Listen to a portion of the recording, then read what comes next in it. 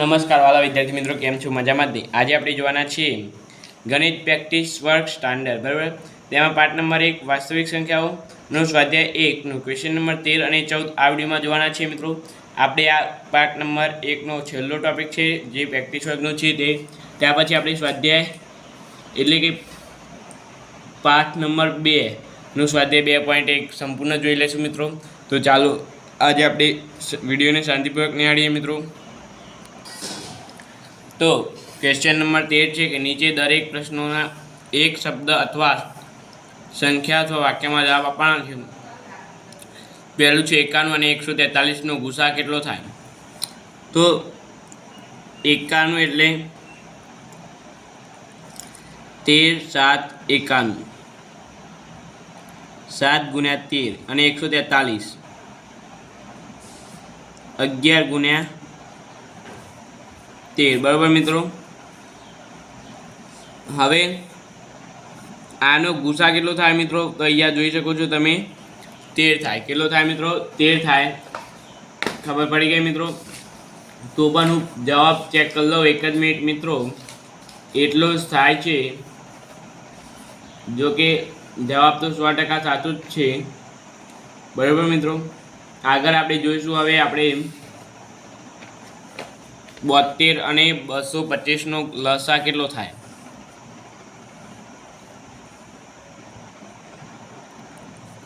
બોતેર અને 225નો લસા કેટલો થાય? તો આપણે 72ના પહેલાં અવયવ પાડીએ, બરાબર મિત્રો. 72ના પહેલાં આપણે અવયવ પાડવા પડે મિત્રો. સાઈડમાં અવયવ પાડીએ તો 2 46 2 72, બરાબર. 2 2 3 23 અને 1. તો મિત્રો અહીંયા આવે છે 2 ની 2 ગુણ્યા 23.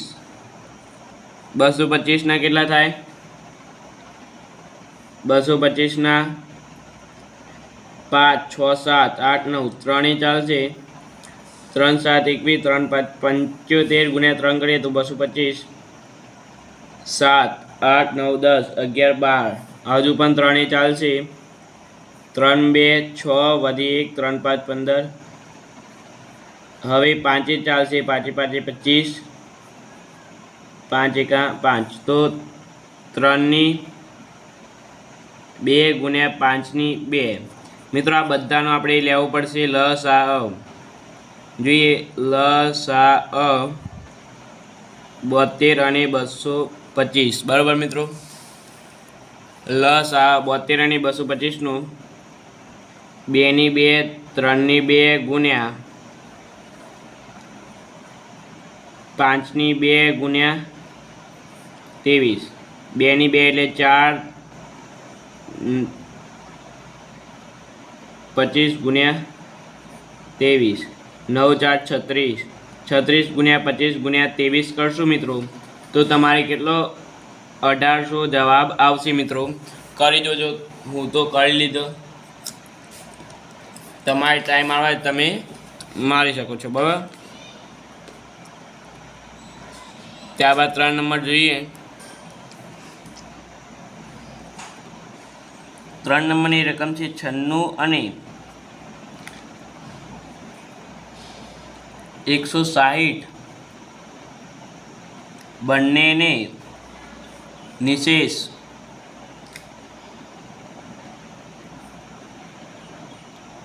ભાગી શકે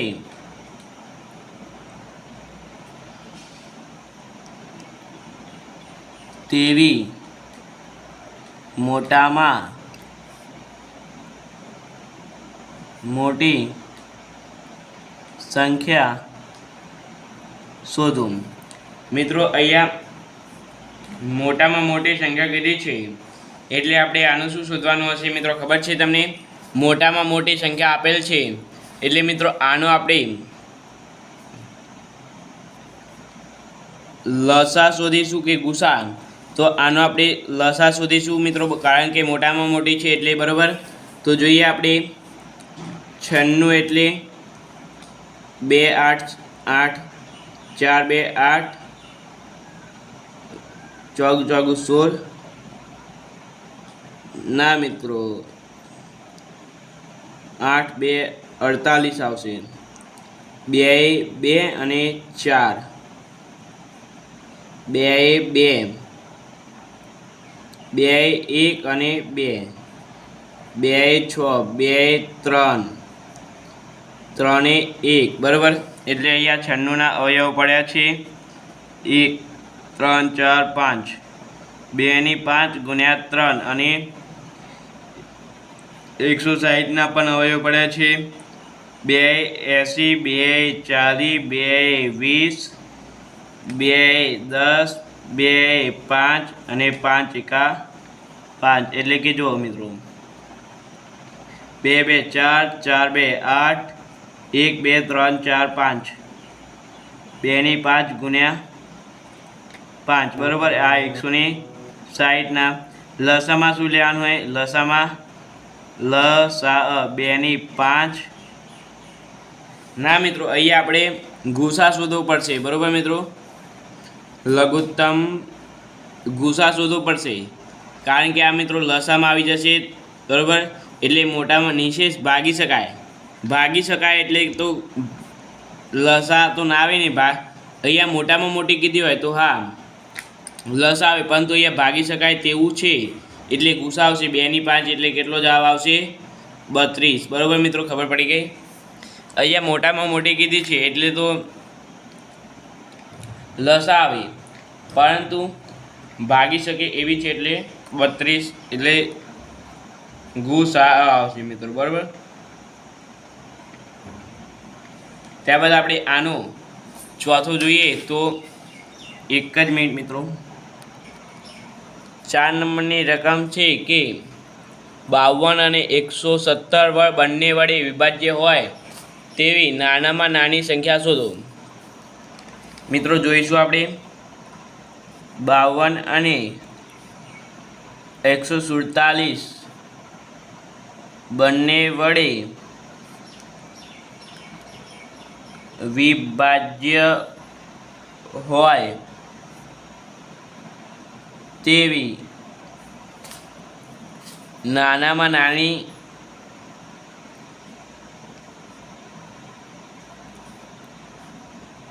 સંખ્યા જણાવો।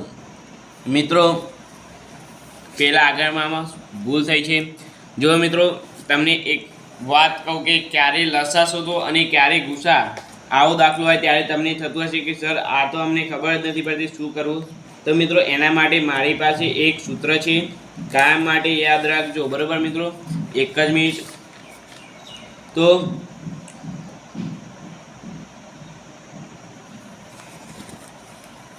મિત્રો ગુસામાં તમને રફમાં લખીને બતાવું તો ગુસા ક્યારે શોધું? તો ગુસા ને લસા બરાબર। આ લસા છે ને આ ગુસા છે। તો લસા એટલે એટલે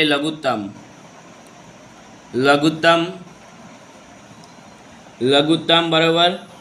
ત્યારબાદ એટલે લઘુત્તમ એટલે નાનામાં નાનું અને ઓછામાં ઓછું। આટલા 3 વસ્તુ આપેલા હોય, રકમ આટલું લખેલું હોય, લઘુત્તમ, નાનામાં નાનું, ઓછામાં ઓછું, તો લસા શોધો। અને ગુસા ક્યારે શોધો? તો મોટામાં મોટું, મહત્તમ અને વધુમાં વધુ। આટલી 3 વસ્તુ આપેલી હોય ત્યારે લસા શોધો ને આટલી 3 વસ્તુ આપેલી હોય ત્યારે ગુસા શોધો અને આટલી 3 વસ્તુ આપેલી હોય ત્યારે લસા શોધો। ખબર પડી ગઈ મિત્રો? હવે આપણે આગળ જોઈએ તો નાનામાં નાની કીધી છે તો આપણે શું શોધીશું? લસા શોધીશું મિત્રો આમાં। તો આનો લસા શું થાય મિત્રો? 52ના અવયવ પાડીએ આપણે 52 તો 2 ભાગ ચાલશે, 2 2 4 વધી 1 6, 2 ભાગ ચાલશે, હજુ 2 એકા 2 13। હવે 13 તો નહીં ચાલે, 147ના જોઈએ। હવે 3 ભાગ ચાલશે, 3 4 12 વધી 2 9 3 27, 2 ભાગ ને 3 ને 4 13, 7 જ ભાગ ચાલશે મિત્રો. હવે સીધી 49, 7 એકા 7, તો 52 કેટલા આવ્યા? 2 ની 2 ગુણ્યા 13 અને 147 કેટલા આવ્યા? 3 ગુણ્યા 7 ની 2, બરાબર. 2 ની 2 ગુણ્યા 3 ગુણ્યા 7 ની 2 ગુણ્યા 13, એટલે કે 2 ની 4 ગુણ્યા 3 ગુણ્યા 49 ગુણ્યા 13, બરાબર. એટલે 3 4 12 ગુણ્યા 49 ગુણ્યા 13. આપણે આટલું કરીએ તો આપણનો જવાબ આવશે મિત્રો 480 કેટલો મારા ખ્યાલથી આવે છે. તો પણ જોઈ લઈએ, એક જ મિનિટ મિત્રો.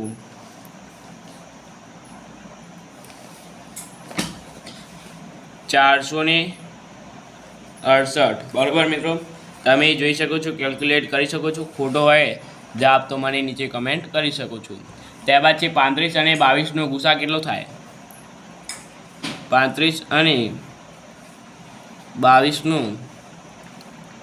ગુસા કેટલો થાય? બરાબર એ છે ને? હા મિત્રો, આ તમારે માર્ચ 22માં પૂછાઈ ગયો છે, બરાબર મિત્રો.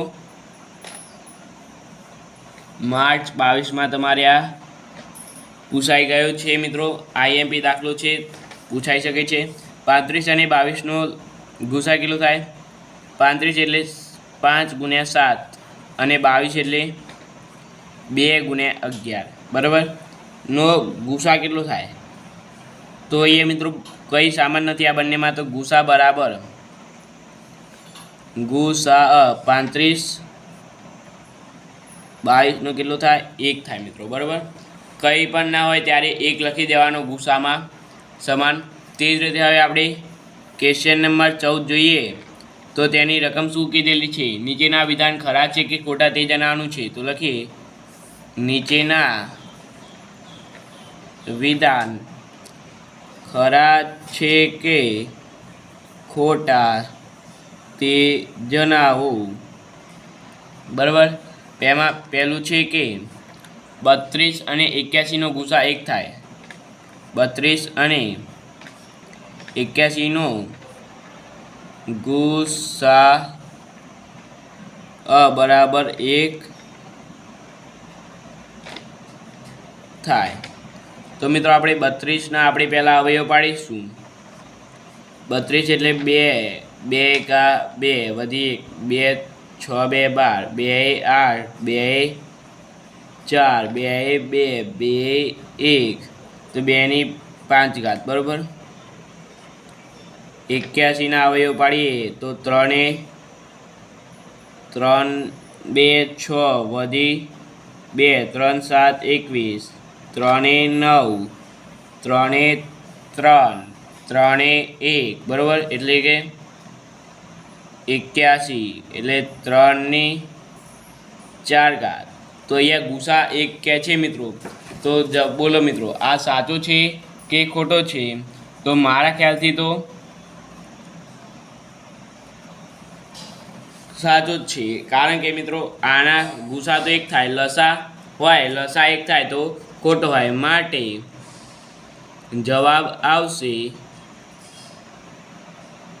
ખરું, બરાબર મિત્રો. આ રીતે ખરું લખવાનું તમારે બોર્ડની પરીક્ષામાં.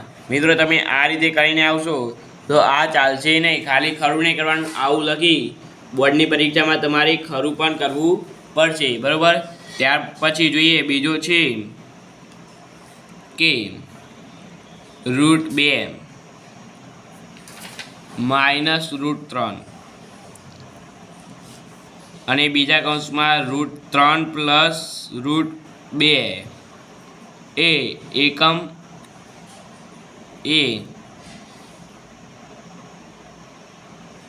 એકમ અસમય સંખ્યા છે. તો મિત્રો બેનો અહીંયા બંનેમાં મિત્રો તમે ધોરણ 9માં ભણી ગયા હશો, ધોરણ 8 અને 9માં ભણી ગયા હશો. અહીંયા બંને સંખ્યા સરખી હોય અને વચ્ચે પ્લસ માઇનસ બંને હોય તો માઇનસ બંનેના વર્ગ કરી લેવાના અને વચ્ચે માઇનસનું ચિહ્ન મેળ દેવાનું, બરાબર. એટલે કે 2 નો વર્ગ 2 - 3 બરાબર -1. તો આ અસમ્ય સંખ્યા છે તો ખોટું મિત્રો, આ સમય સંખ્યા છે તો અહીંયા લખવાનું જવાબ માટે ખોટું. બરાબર મિત્રો. ત્યારબાદ હવે આપણે 3 નંબર જોઈએ તો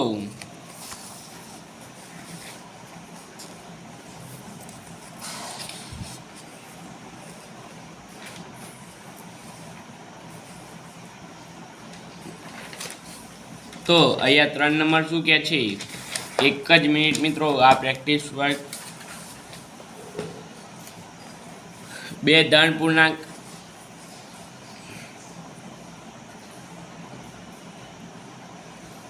2 ધન